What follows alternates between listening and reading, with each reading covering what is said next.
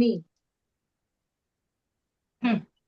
એમને કયો ભાવ રાખ્યો અંતિમ સમયે? સમતા ભાવ.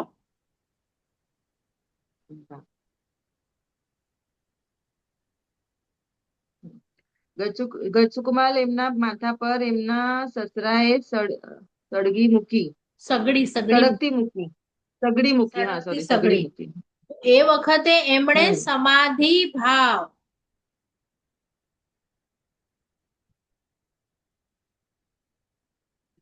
એટલે કે સમાધિ જવા કંદક મુનિ દીધી નહીં. આ શરીર મારું છે, જળ છે, અને આ જે મૂકી રહ્યા છે જીવ છે. તો એમણે પોતાનો જળ પ્રત્યે, જળ માટે જીવ પર ભાવ બગાડ્યો નહીં એમ. સમાધિ ભાવ રાખ્યો. ખંદક મુનિની ચામડી ચીરાઈ. તો એમણે સામેથી કીધું કે હું કેવી રીતે ઉભો રહું, તમને સારું પડે. તો એમની અંદર સહનશીલતાનો ભાવ રેડી હતો કે હું સહન કરીશ, કેટલું પણ મને પીડા થાય.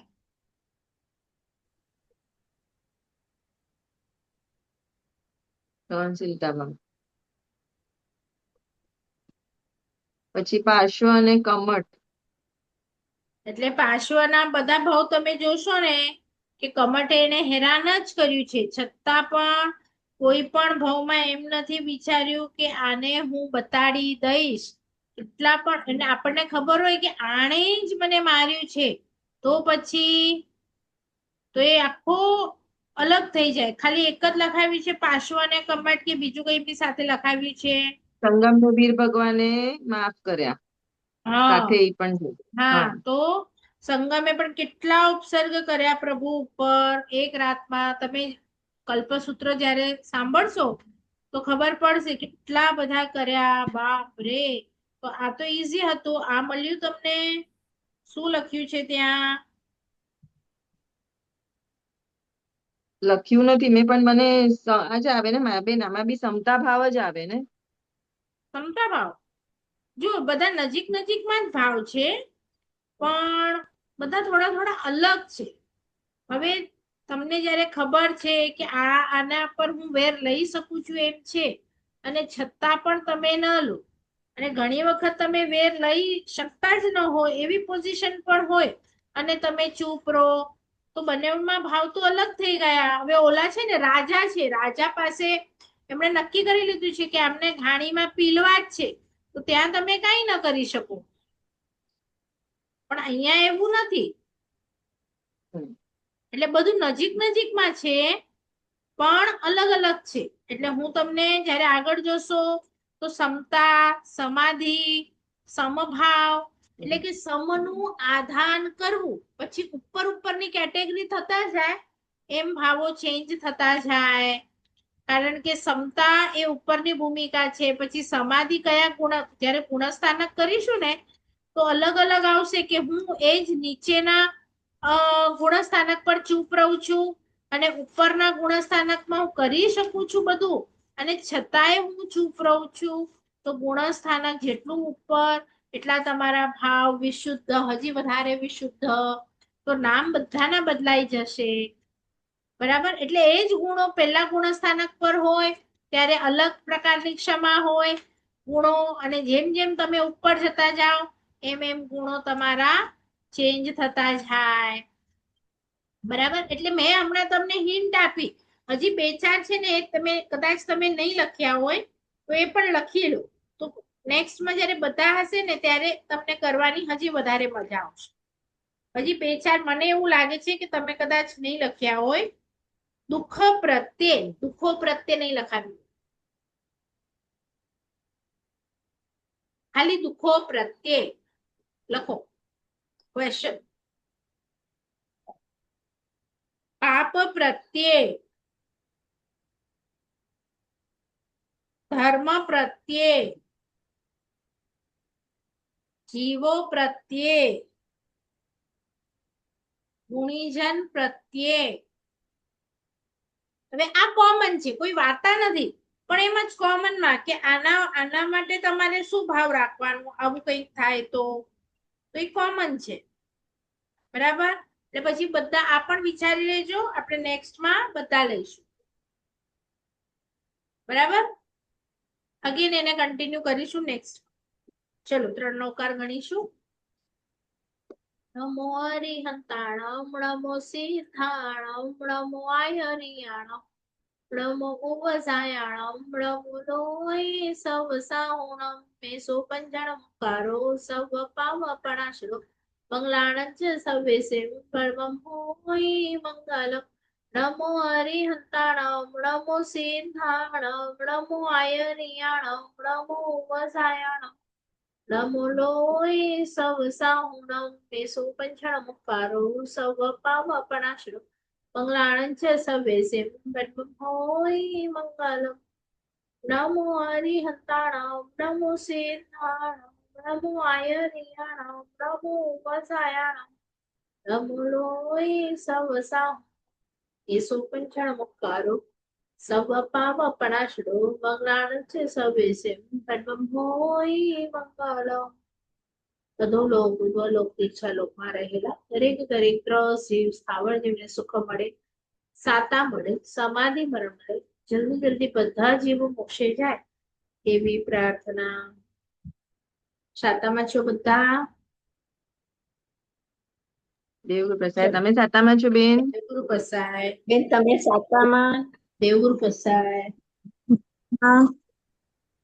ચલો આજે હું તમને તમે જે ડિટેલમાં થોડુંક કીધું હતું ને, એટલે મારી પાસે ઘણા બધા મારા સાહેબોની જે ભાવના ઉપર બુક છે એમાંથી થોડીક ભેગી કરી અને 8-10 પાનાની એક બનાડી છે. તો હું વાંચું છું, તમે સાંભળજો. એમાંથી તમને કંઈક લાગે તો રેકોર્ડિંગ વાળો ક્લાસ જે હોય એમાંથી તમે અમુક પોઈન્ટ તમારીમાં લખી શકો છો. આમ તો મારી પાસે એક ભાવના હોય ને એની આવી એક બુક છે, એક ભાવના. હવે આ છે આશ્રવ ભાવના, બરાબર? તો દરેકે દરેક 12 ભાવના નહીં, 16 ભાવનાની આવી બુકો છે. પછી એક મોટી છે ગ્રંથ, પછી એક બુક એવી છે જેમાં 6 ના 2 પાર્ટ છે. તો ડિપેન્ડ્સ તમે કેટલું વાંચી શકો છો, કેટલું કરી શકો છો એના ઉપર છે. બધી બુક્સ બતાડીશ. હમણાં આપણે થોડુંક જોઈએ, બરાબર?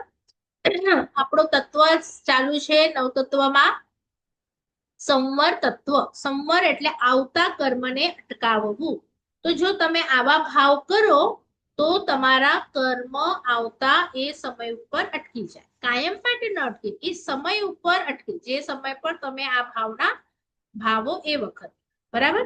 એટલે અહીંયા હું વાંચું છું કે એક ભાવના રત્નની ખાણ છે, જેમાંથી ગુણરૂપી રત્નો નીકળે છે. બધા અનુષ્ઠાનો કરવાથી પહેલા આ ભાવનાઓ ભાવવી જોઈએ. ભાવના એટલે જેનાથી આત્મા ભાવિત થાય, જેનાથી શુભ ભાવની વૃદ્ધિ થાય. આત્માની ભાવિત થવાની ક્રિયા એટલે જે ભાવવા લાયક વસ્તુ છે. પ્રથમ જો મધ્યમ કે ઉચ્ચતમ આદિ બધી ભૂમિકામાં તે હિતકારી, એટલે કે શું છે, એના ઘણા બધા રોલ્સ હોય. કોઈક 5% ભાવે, કોઈક 7%, 10%, 50%. જેટલું તમે ઊંચું જતા જાઓ એટલા કર્મોનો આશ્રવ અટકી જાય અને એટલા પ્રમાણમાં સંવર થાય. એટલે કે આ સર્વ ઔષધિ છે, તમારા કર્મને દૂર કરવા માટે મોટામાં મોટી ઔષધિ છે. પ્રતિદિન આત્મા માટે સેવવા વાળી વસ્તુ છે. એના વગર એક પણ દિવસ ખાલી જવો જોઈએ નહીં. 16 ભાવનાનું ચિંતન જેમાં હોય એને જ અનુષ્ઠાનને આપણા શાસ્ત્રકાર ભગવંતો અનુષ્ઠાન કહે છે. જો તમારું જે પણ અનુષ્ઠાન કરતા હો, ઉપવાસ હોય, પૂજા હોય, પ્રતિક્રમણ હોય, નવાણું હોય, એક નાનકડું કંઈ પણ માળા ગણતા હો, પણ એમાં જો ભાવના ન હોય, ભાવના ભળેલી ન હોય, તો એ અનુષ્ઠાનને માત્ર સમય પસાર કરવાનો અને પુણ્ય ભેગો કરવાનો એક, આપણે કહીએ ને કે કરોડ રૂપિયા આપી અને 10 રૂપિયાની વસ્તુ લીધી એવું ગણે છે. જ્યારે તમે એમાં તત્વ ચિંતન અથવા તો આ 16 ભાવનાઓ ન ભાવો એ અનુષ્ઠાનમાં તો. એટલે અહીંયા છે ને આ જગતમાં 16 ભાવનાના આલંબન વગર જીવ વૈરાગ્ય પામે તેવું 3 કાળમાં બનતું નથી. એટલે સૌથી પહેલા મોક્ષમાં જવા માટે આપણી અંદર વૈરાગ્ય ભાવ પ્રગટ થવો જોઈએ. અને વૈરાગ્ય ભાવ પ્રગટાવવા માટે આ 16 ભાવના છે. અને 16 ભાવના ભાવ્યા વગર કોઈને વૈરાગ્ય થતું નથી. એટલે આપણે જય વિરાયમાં પણ સૌથી પહેલા શું માંગ્યું કે પ્રભુ ભવ નિર્વેદ, ભવનો કંટાળો આપો, મને વૈરાગ્ય નથી મારી અંદર, વૈરાગ્ય પ્રગટાવો. હવે તમને થશે વૈરાગ્ય એટલે શું? તો મારો રાગ ઓછો થાય, તમારી જેમ હું ધીરે ધીરે વૈરાગી પછી વિતરાગી બની જાઓ. તો આવી રીતે અહીંયા પૂજ્ય ઉપાધ્યાય વિનય વિજયજી મહારાજ સાહેબ શાંત સુધારસ ગ્રંથમાં કહે છે કે કોઈ પણ ધર્મમાં રહેલો શ્રદ્ધાળુ અને આસ્તિક હોય અને 16 ભાવનાનું તત્વ સમજે તો જ એના વાંચતા વાંચતા રોગ, જો તમે કોઈ પણ ઔષધ હોય ને, એક એક્ઝામ્પલ આપું છું, કોઈ પણ ઔષધ હોય એ ઔષધની બોટલને હાથમાં પકડો અથવા એના ઉપરનું લખાણ તમે વાંચો તો તમારો રોગ દૂર થાય કે એનું સેવન કરવું પડે. તો આ 16 ભાવનાઓ માત્ર વાંચો તો ન થાય. વાંચી અને તમે તમારા જીવનમાં જે પણ પ્રસંગો બને છે એમાં આ ભાવનાઓ અમલમાં મૂકો તો કંઈક કામ થાય. એટલે માત્ર વાંચવાથી કંઈ નહીં થાય એમ મારે તમને જણાવવું છે એમ. પછી કહે છે આ જીન વચન છે કે તમે જો જેણે પહેલી વાર ભાવના નથી બેઠી તેવો જીવ ઘણી વખત ભાવના તમને કઈ ખબર નથી, મોક્ષમાં નથી જવાનો એવો જીવ પણ હોય તો પણ અહીંયા લખે છે કે કદાચ એ સરળ હોઈ શકે, એ પરોપકારી હોઈ શકે, એ દયાળુ હોઈ શકે, એ સૌમ્ય હોઈ શકે. પણ જો 12 ભાવના આ સરળ પરોપકારી દયાળુ જીવ નથી ભાવતો તો એ મોક્ષમાં જઈ શકે નહીં. એવા ઘણા બધા એક્ઝામ્પલો ત્યાં એમણે આપ્યા છે. તો યશો વિજયજી મહારાજ સાહેબ પણ 67 બોલની સજાય છે ને, એમાં સંકિતની 67 બોલ, એમાં પણ જે 6 એમણે દ્વાર બતાડ્યા છે કે આત્મા છે, આત્મા નિત્ય છે. હા, તો આ બધું જે બતાડ્યું એ શેની માટે બતાડ્યું? તો હવે એક મેઇન લાઈન આવે છે કે જડ જગતને હું શાશ્વત માની બેઠો છું અને એ બહુ મોટી ભૂલ છે. અને એ શાશ્વત માનવાને કારણે મને ઘણો ભય લાગે છે કે હું આ જગતથી અલગ થઈ જઈશ. પણ આ ભાવનાઓને કારણે તમને શું ખબર પડે છે કે આ તો આખું જગત અનિત્ય વસ્તુઓથી જ બનેલું છે. જે જડ જગત છે એની વાત કરું છું. તો અનિત્ય વસ્તુ છે એટલે ક્યારે પણ મારાથી જુદી તો થવાની જ છે. તો એમાં તો અસ્થિરતા, ચંચલતા, નાશવંત એ બધાનું દર્શન આપણે કરવું જોઈએ. જો આવું તમે કરશો રોજે તો મોહ જાગશે નહીં. એટલે કે જે હમણાં જાગેલો મોહ છે એ ભાગી જશે. એટલે કે પાછી વસ્તુ ઉપર આપણને પરાઈ જે વસ્તુ છે એને પરાઈ માનશો તો મોહ નહીં જાગે, પણ પોતાની માનશો તો મોહ જાગશે. એટલે અહીંયા કહે છે કે આ તો મને વસ્તુ પુણ્યના કારણે મળી છે અને મને હમણાં અનુકૂળ થઈ રહી છે એટલે ગમે છે. કાલે આ વસ્તુ જો અનુકૂળ ન થાય તો મને નહીં ગમે. એક્ઝામ્પલ આપું, મને આમ તો એસી બહુ ગમે છે પણ મને બહુ તાવ હોય ત્યારે એમ થાય કોઈ એસી કરે તો એમ થાય કે જલ્દી બંધ કરે તો સારું. એટલે જ્યાં સુધી મને અનુકૂળ છે એ વસ્તુ ગમશે, પણ એ વસ્તુ પ્રતિકૂળ થઈ જશે ત્યારે મને વસ્તુ નહીં ગમે. એટલે અહીંયા છે કે જળના ક્ષણે ક્ષણે પછી વિચારવાનું, જળનો ક્ષણે ક્ષણે ક્ષીણ થવાનો સ્વભાવ છે. આજે નવી એસી છે પણ 5 વર્ષ પછી એની હાલત કેવી થશે? એટલે કોઈ પણ વસ્તુ લો, આજે નવું છે કાલે એ ક્ષીણ થવાનું જ છે. એટલે એનો સ્વભાવ જ એવો છે. ગીતામાં પણ તમારામાંથી કોઈ વૈષ્ણવ સ્ટુડન્ટ પણ જોડાય તો ગીતામાં પણ એવું જ લખ્યું છે કે આ જે વસ્તુઓ ધ્રુવ છે, અધ્રુવ. હવે જો ધ્રુવ અને અધ્રુવ પણ કર્મગ્રંથ 3 તમને આવશે. એટલે કે ધ્રુવ કર્મ પ્રકૃતિ અને અધ્રુવ કર્મ પ્રકૃતિ એવી રીતે એક વિષય આવશે. તો ધ્રુવ પ્રકૃતિ કેવી હોય કે દરેક સેકન્ડે બંધાય એવી પ્રકૃતિ, અને અધ્રુવ એટલે શું? દરેકે દરેક વખતે બંધાય એવું જરૂરી નથી. જેમ કે આયુષ્ય છે તો દરેકે દરેક ક્ષણે નથી બંધાતું, બરાબર? પણ જ્ઞાનાવર્ણ્ય છે, દર્શનાવર્ણ્ય છે, અંતરાય છે, દરેકે દરેક સેકન્ડ ઉપર બંધાય છે. તો એને ધ્રુવ પ્રકૃતિ કહેવાય, અધ્રુવ પ્રકૃતિ કહેવાય. તો ગીતામાં પણ લખ્યું છે કે જે વસ્તુ અધ્રુવ છે એમાં આપણને ધ્રુવની બુદ્ધિ ભરાય છે. એના શ્લોકના નંબરો પણ છે, જેટલા પણ હું તમને ગ્રંથ કહીશ. એટલે એ બધા ગ્રંથોમાં એનો હવે જો અર્થ ન સમજી શકો તમે એ અલગ વસ્તુ છે. બાકી ધ્રુવમાં નહીં, અધ્રુવમાં ધ્રુવની બુદ્ધિ ભરાય છે. એટલે જે વસ્તુઓ અશાશ્વતી છે, નિત્ય નથી રહેવાની, એને તમે નિત્ય માનો છો. તો આ આખરે જ થયું આપણી અનિત્ય ભાવના. એટલે અહીંયા પણ એમ જ કે છે કે કોઈ પણ વસ્તુ નિત્ય નથી એવું હવે તમે ઠસાવી લો તો તમે સુખી થશો. જો મારી પાસે લખેલા તો ઘણા પાના છે, પણ એમાંથી ક્યાંક ક્યાંક મેં અંડરલાઈન કરી અને હું તમને સમજાવું છું. જો યોગ શતકમાં પણ છે, હરિભદ્ર મહારાજ સાહેબનું લખેલું કે તીર્થે શ્રવણ એમ શબ્દ લખ્યો છે. તો તીર્થે શ્રવણ એટલે શું? કે જંગમ તીર્થ એટલે કે સદગુરુ પાસેથી તત્વનું શ્રવણ કરો તો આ બધા શબ્દોનો અર્થ તમને સમજાય, બરાબર? તીર્થે શ્રવણ એમ જ તમે તમારી જાતે બધું નહીં વાંચો, તમને કદાચ એને કઈ દ્રષ્ટિથી જોવું એ સમજ નહીં આવે. દાખલા તરીકે કોઈક તમને એમ કે તમારી પાસે હવે 4 જ દિવસ છે, પણ જો સદગુરુ ન હોય તો તમે શું વિચારો કે 4 જ દિવસ છે, ચલો જલસા કરી લઈએ.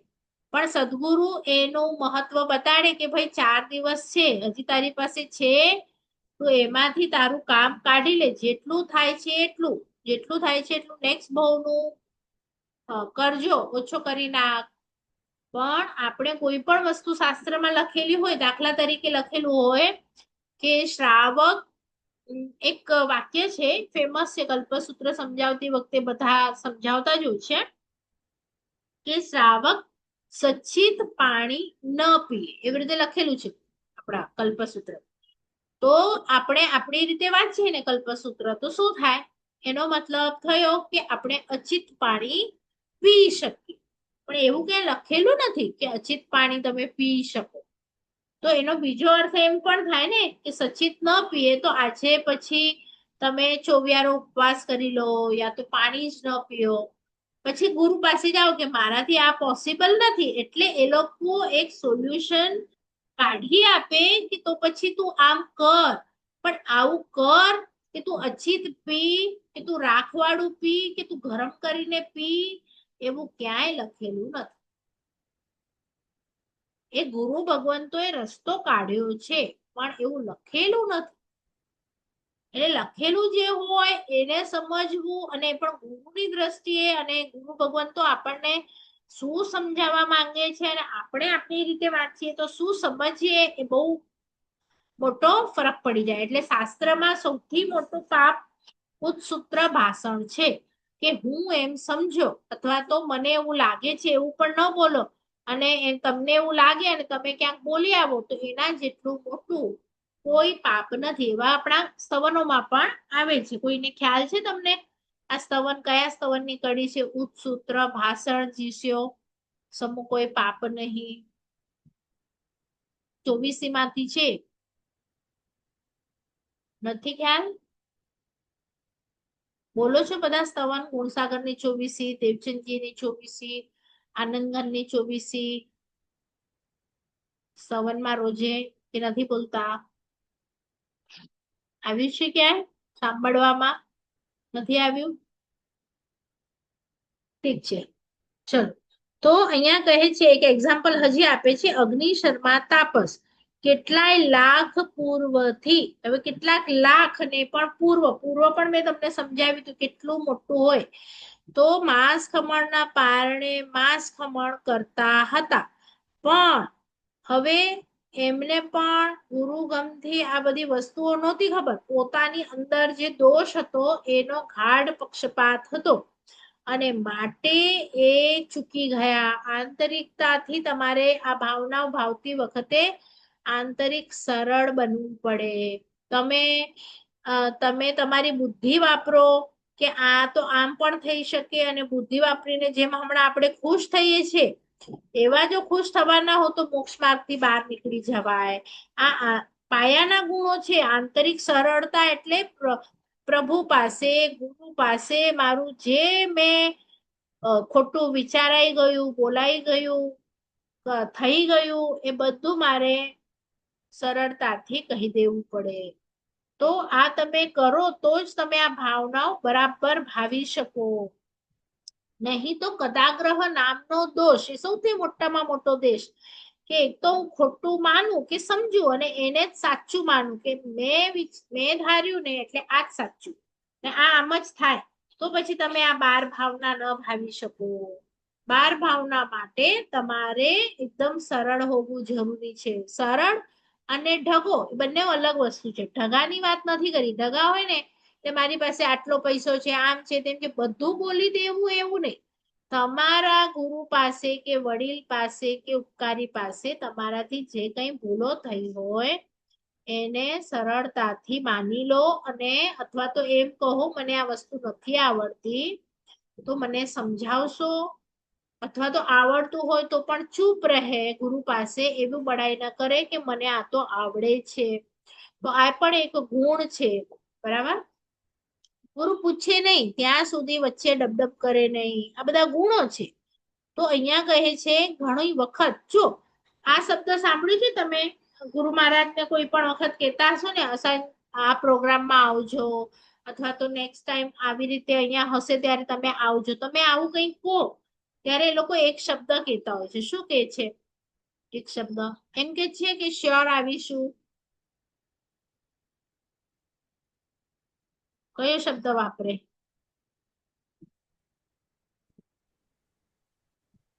બોલો. હા, વર્તમાન જોગ. તો આ વર્તમાન જોગ એટલે કયા શબ્દ, કઈ ભાવના એ લોકો ભાવે છે? કે અનિત્ય ભાવના, કે કાલે હું હોઈશ કે નહીં હોઈશ મને નથી ખબર, જો હોઈશ તો આવીશ, અને એ વખતે પણ શું હશે, હોઈશ પણ એ વખતે સંજોગો કેવા હશે મારા હાથમાં નથી. આપણે તો કેટલું શ્યોર કહી દઈએ કે હા હા હું એકડે વરે પોએ તપાહી કરીબો, એટલે આપણે તો કાળને જીતી લીધો છે એવું એવું કર્મ સત્તા કહે છે કે તમે તો કાળને જીતી, તમને તો બધું ખબર છે કે 5 વર્ષ પછી શું કરશો તમે, 25 વર્ષ પછી શું કરશો તમે. પણ જ્ઞાની ભગવાન તો એમ કે વર્તમાન જો હમણાં અમે કઈ ના કહી શકીએ. બરાબર. તો આ પણ અનિત્યતાનો એમનો સ્વીકાર છે. એટલે કે એ ભાવના ભાવે છે કે અનિત્ય છે, 1 સેકન્ડ પછી શું થઈ જશે ખબર નથી. બરાબર. એટલે આપણે પણ કોઈકને અપ એન્ડ ડાઉન આવીએ ત્યારે આપણને પણ ખબર પડે છે કે લક્ષ્મી ચંચળ છે. પછી કોઈ હમણાં જે ફ્લાઇટ વાળું થયું તો આયુષ્ય પણ કેટલું ચંચળ હતું, 1 સેકન્ડ પહેલા બધું હતું પછી નહોતું. તો એવી રીતે આ બધું આપણી સામે જ છે. એવું નથી કે તમને ખબર નથી પડતી, પણ આપણે આંખ આડા કાન કરી દઈએ છીએ કે આ બધી વસ્તુ તો આપણી સામે જ છે. કેટલાયના મૃત્યુ, પત્રિકા પણ તો દરરોજ આવે છે, તો એ પણ તો એ જ સૂચવે છે કે આપણી જેમ એ વ્યક્તિઓ કાલે હતા અને આજે નથી, તો આપણે પણ ક્યારે પણ પત્રિકામાં આવી જશું. તો આ બધું અનિત્ય ભાવના, અશરણ ભાવના, એના ઉપરની જ કથાઓ છે. બરાબર. તો પૂદગલ, હજી તમારે એમ ન થાય તો પૂદગલનો સ્વભાવ, આપણે 6 દ્રવ્ય પણ અજીવ તત્વમાં ભણ્યા, 9 તત્વમાં, કે પૂદ અને ગલ એટલે કે પૂરણ થવાનું, એડ થવાનું અને ગલન થવાનું એનો સ્વભાવ છે. કોઈ પણ વસ્તુ નિત્ય નથી રહેવાની. ખુરશી છે તો ધીરે ધીરે એ જૂની કેમ થઈ ગઈ? તો ગલન એટલે કે એમાંથી વસ્તુઓના પરમાણુ, જે નાના નાના પૂદગલ છે, પાર્ટિકલ્સ છે, એ જાય છે. આપણી બોડી પર જે કરચલી આવે છે, તો જે સારા હતા એ વધારે પૂદગલો બહાર નીકળે છે અને નવા આવે છે, પણ એ ઓછા હોય છે. એટલે આપણે ધીરે ધીરે વૃદ્ધતા તરફ જઈ રહ્યા છીએ, કારણ કે આ શરીર પણ પૂદગલ છે. તો આવી રીતે તમારે એ જે અજીવ તત્વ તમે ભણ્યા છો એનું પણ ચિંતન આ 12 ભાવનામાં કામ લાગશે. પછી ઘણા બધા બુક્સમાં એક્ઝામ્પલ છે, બધા લેવાના તો પોસિબલ નથી, પણ હું તમને એક એક લાઈનમાં હિન્ટ આપું છું કે આવી બુક્સોમાં કયા કયા એક્ઝામ્પલ આવે અને કોણે કોણે આ ભાવનાઓ ભાવી અને મોક્ષ તરફ પ્રયાણ કર્યું છે. તો એમાં એક ઋષભદેવ ભગવાનનું પણ એક્ઝામ્પલ આવે છે. તમને ખ્યાલ હોય તો એમના પૂર્વના ભવોમાં એ જ્યારે ઉત્સવ કરતા હતા, જ્યારે એમને પોતાના પૂર્વ ભવો વગેરે યાદ આવ્યા અને કે હું પણ આવું થઈ ગયો છું, અને અ ખ્યાલ છે કોઈને ઋષભદેવ ભગવાનની આ કૌમુદી જે શું કહેવાય ફેસ્ટિવલ ચાલુ હતો, ફૂલો ફેંકતા ફેંકતા એવું એમને થયું કે મેં આવું ક્યાંક થયું છે, અને પછી વૈરાગ્ય થયું ઋષભદેવના ભાવમાં એમને કે આવા તો સુખો મેં ઘણી વખત કર્યા છે, ભોગવ્યા છે, પણ નથી સાંભળી કોઈએ કથા ઋષભદેવની? વૈરાગ્ય એ ભાવમાં કેવી રીતે થયું એમને? જાતિ સ્મરણ જ્ઞાન, પછી સર્વાર્થ સિદ્ધ દેખાય છે કે આવા તો મેં અગલા ભાવમાં ઘણું બધું કર્યું છે. ચલો નથી ખ્યાલ તો વાંધો નહીં. પછી એવી એક આર્ય સુહસ્તી મહારાજ સાહેબ નું આવે છે કે પોતાના શ્રુતના બળથી નલિની ગુલ્મ વિમાનનું આખું વર્ણન કરે છે. ત્યારે ત્યાં રહેલા જે અવંતી સુકુમાલ છે એમને જાતિ સ્મરણ થયું કે બાપરે, આ તમે જે વર્ણન કરો છો એ તો મેં અગલા ભાવમાં આવું વિમાનમાં હું રહી આવ્યો છું, તો આ સુખો પણ મારા તો પૂરા થઈ ગયા ત્યાં. એટલે પછી ધીરે ધીરે આવું જયારે ચિંતવનમાં ચડે ને પછી એ લોકો આ ભાવનાઓ ભાવે અને પછી એમનો મોક્ષ થાય.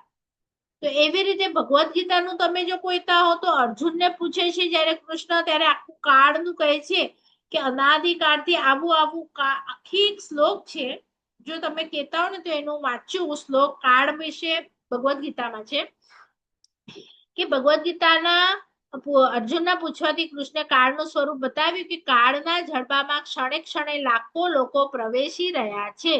આ કાળ છે તે કચ્છર ઘાણ કાઢી રહ્યો છે. આ કાળ અનાદિકાળથી ભૂખ્યો છે, તે ન ગણી શકાય એટલા જીવોને કાળ સિંહ કરતા પણ ક્રૂર છે, કારણ કે ગણી ન શકાય એટલા જીવોનો એણે મોહ કરી લીધો છે અને એવી જ રીતે કાયમી કરતો રહેશે. એટલે અનિત્ય છે, એટલે એનું શરણું લેવું જેવું નથી, એ પણ અશરણ છે. તમે કોઈનું પણ સગા હોય, સંબંધી હોય, દેવગુરુના ધર્મ સિવાય કોઈનું શરણું લઈ શકો નહીં. પછી મેં તમને એ પણ સવાલ કરેલો કે કેમ પહેલી ભાવના પહેલા છે, પછી અશરણ ભાવના કેમ એના પછી છે? તો એના પણ એ લોકો આન્સર આપે છે કે અનિત્યતાનું ભાવન આપણે કર્યું, પણ તે છતાં પણ હજી મોહ આપણો ન ઘસાય, તો સંપૂર્ણ પાયાથી તોડવા માટે કોઈનું શરણું લેવા જેવું નથી, એમ સમજાવતા બીજી ભાવના આપે છે. અને એમાં પછી અનાથિ મુનિનું એક્ઝામ્પલ મેં તમને કીધું તું, શુભમ ચક્રવર્તીનું એક્ઝામ્પલ છે. પછી એટલા તો ઘણા, હવે જો જેવા ગુણસ્થાનક અને દ્રષ્ટિ તમે કરશો ને હજી, તો હું તમને ગુણસ્થાનક અને દ્રષ્ટિ ઉપરથી પણ આ સમજાવી શકું કે આપણે જ્યારે ભાવનાઓ ભાવતા હોઈએ તો નીચેના લેવલ ઉપર આપણે કઈ ભાવના ભાવી શકીએ. ગુણસ્થાનકમાં સંકેતી જીવો હોય, ઉપર ચડેલા હોય, એ લોકો કેવી રીતે આ ભાવનાઓ ભાવે. જેમ જેમ તમે ઉપરના લેવલ પર જાઓ ને, એક નાની ઘટના, તો એક હનુમાન હતા તો એમણે ખાલી વાદળ વિખેરાતા જોયા તો પણ સમજી ગયા, હોશિયાર છે ને, સમજી ગયા કે આ જો અહીંયા આવું થઈ શકે તો આ આયુષ્યનું પણ ક્યારે પણ કઈ થઈ શકે, તરત વૈરાગ્ય અને મોક્ષ. તો આવી રીતે ઉપરના ભૂમિકા પર એક નાની વસ્તુ પણ કાફી છે, પણ નીચે વાળાને તો મિથ્યાત્વી ગુણસ્થાનક ઉપર કે એમના ઘરમાં પોતાના મૃત્યુ થઈ જાય તો પણ આજકાલ એટલો આપણે મલાજો પાડતા નથી. પહેલાના જમાનામાં 1.5 વર્ષ 2 વર્ષ એ ઘરના લોકો બહાર ના નીકળે, તમને લગ્નમાં જોવા ન મળે, લોકોના ઘરમાં આંબા ન ખવાય, એ લોકોના ઘરમાં પસલી ના થાય, લોકોના ઘરમાં 12 મહિના મીઠાઈ ના આવે, લોકોના ઘરમાં દૂધમાં સાકર પણ પડે નહીં, કારણ કે યાદ અપાવે કે હજી જો કોઈક અહીંયાથી ગયું છે, આપણાથી મીઠું ખવાય નહીં. પણ હવે આપણે આપણા સંગયણ ધીરે ધીરે નબળા થતા જાય છે, આપણા મનો એટલા બધા જૈન ધર્મથી વિરુદ્ધ થતા જાય છે, એટલે આપણે તો ત્રીજા દિવસે જમવાનું આજે કાલ રાખી દે છે. જો ન રાખે પ્રેક્ટિકલી તો પછી જે 13મા દિવસ પર ઘર નાના હોય, ઘરે બધા આવે જાય વગેરે કારણો છે, પણ હું તો મનની વાત કરું છું કે મનમાં પણ ક્યાંક આપણે એ મૃત્યુનો મલાજો નથી રાખતા અને ભૂલી જઈએ છીએ કે કોઈકનું મૃત્યુ થયું છે તો મારે શું કરવું જોઈએ થોડા સમય સુધી. એમ આઈ રાઈટ ઓર રોંગ? આજે મળીએ છે કે નહીં આપણને એવા લોકો કે તમને 12 દિવસની અંદર કોઈક લગ્નમાં પણ મળી જાય, પાર્ટીમાં પણ મળી જાય. આપણને એમ થાય કે હજી તો એમના ઘરના માંથી ગયા છે ને એટલો જ સમય થયો છે, તો કેમ આવું થયું? કારણ કે આ જૈન ધર્મ, એના વચનો, એનો મર્મ આપણે છોડી દઈએ છીએ. તો જો તમે જ્યારે આ ભાવનાઓ ભાવો તો ઘણા સમય સુધી આપણે વૈરાગ્યમાં રહી શકીએ, માટે આપણને સૂતક બતાવ્યા છે કે તમે વૈરાગ્યમાં રહો. પણ જો તમે વૈરાગ્ય પામેલા છો તો એ વ્યક્તિ બીજા દિવસે પણ પૂજા કરી શકે, કારણ કે એને ખબર છે કે આ તો ગયો અને હું પણ કાલે હોઈશ કે નહીં હોઈશ, મારાથી 12 દિવસનો વિરહ પ્રભુનો સહન થતો નથી. તો એવા લોકો હોય તો ત્યાં શાસ્ત્ર છૂટ પણ આપે છે કે જો ગુરુ ભગવંતો હોય જે દીક્ષા લે છે, એમના ઘરના કોઈનું કાળ ધર્મ થાય એટલે તો કોઈ મૃત્યુ પામે, માતા પિતા, તો એ લોકો શોક રાખે છે કે મારે 12 દિવસનું સૂતક છે, કેમ એ લોકોને નથી લાગતું? કારણ કે એ લોકો વૈરાગ્ય પામેલા છે. તો જે પામેલા છે એમની માટે સામયિક પ્રતિક્રમણ બધું કરી શકે, પણ જે નથી પામેલા એ લોકો જો કરે અને એ લોકોની આજુબાજુ નાસ્તિક લોકો હોય તો એ લોકો એમ વાત કરે કે હજી 2 દિવસ નથી થયા અને આ ધર્મનું પૂછડું પકડે છે. તો એ વખતે તમે બેઠા છો, એકલા બેઠા છો, તો મનમાં આવી ભાવનાઓનું ચિંતન કરો. મનમાં હોઠ હલાવ્યા વગર સૂત્ર બધા બોલી લો તો શું ફરક પડે તમને? 18 લાખ બોલો, 7 લાખ પૃથ્વીકાય વાળું બોલો, સુદેવ સુગુરુ વાળું બોલો, બોલીએ છીએ આપણે કે બધા સાંભળે તો જ બોલાય? શું કરીએ આપણે બોલો? કારણ કે તો સૂતક ગયા બારોડી કી ના કરે છો. એકચ્યુઅલી મજા આપણી બોડીને આવતી હોય પછી આપણે એને સિરિયસલી ફોલો કરીએ, પણ મનમાં એ સૂત્ર નથી બોલવાના એવું કોઈએ કહ્યું છે તમને? કે દેરાસર વિધિ, ચલો આજે દેરાસર નથી જવાયું તો અહીંયા બેઠા બેઠા હું આખી દેરાસર વિધિ બોલી લઉં, ભાઈ ઈર્યા ભાઈ એ પાપ તો મેં કર્યા છે, બોલો. એટલે ઓડાવાનું તો જ દેરાસર વિધિ થયે એવું મગજમાં હોય તો કાઢી નાખજો. કારણ કે આ બધી જયારે ભાવનાઓ તમે સાંભળશો ને, એક એક ભાવના અને એક એક શબ્દમાં જીન આજ્ઞા છે.